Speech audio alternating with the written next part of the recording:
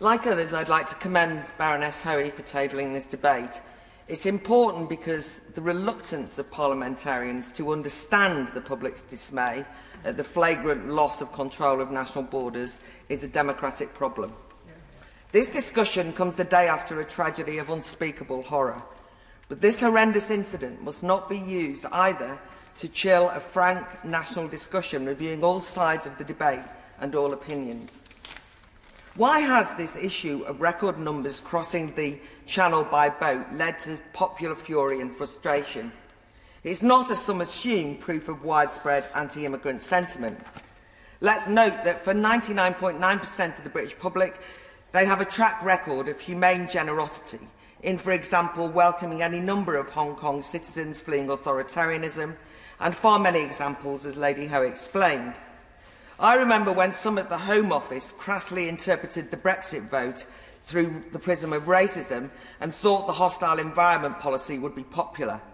Instead, Leavers and Remainers united in rejecting the cruel consequences meted out on the Windrush generation, still a top-down shameful scandal. So don't let's think this is racism. No, what's infuriating citizens about these channel crossings is not numbers, it's not migrants, but it's because they're told by too many in power that there is no alternative. Over the last 20 months, the Border Force has looked helpless before a ceaseless flow of boats arriving on the shores of Kent, throwing up their hands with a series of what can we do excuses. The Home Secretary talks tough and tougher, but the public can see no change.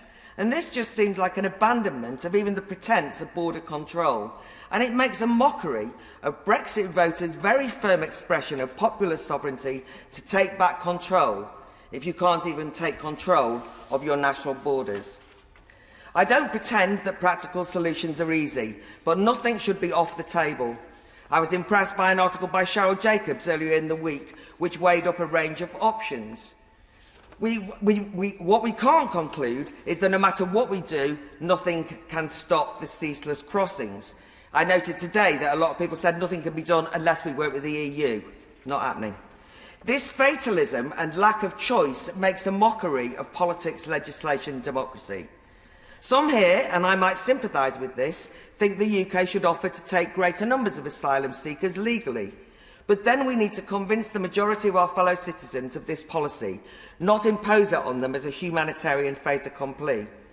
Priti Patel accuses would-be economic migrants of disguising themselves as asylum seekers. Perhaps that's true, by the way, as many pro-refugee NGOs have moralised migration so much that the only way you can justify migration now is on the basis of suffering. This narrative, where the only valid migrant is one who shows their scars and says they're fleeing persecution, actually does them no favours. Actually, there's a valid case for economic migration. I'm the daughter of economic migrants, in fact. Those boats are not full of an indistinguishable mass of people. Some are economic migrants, some are good people, some are bad people, some might be terrorists.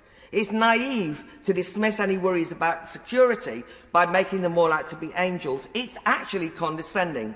But those nuances and the disputes get buried if we moralise this discussion.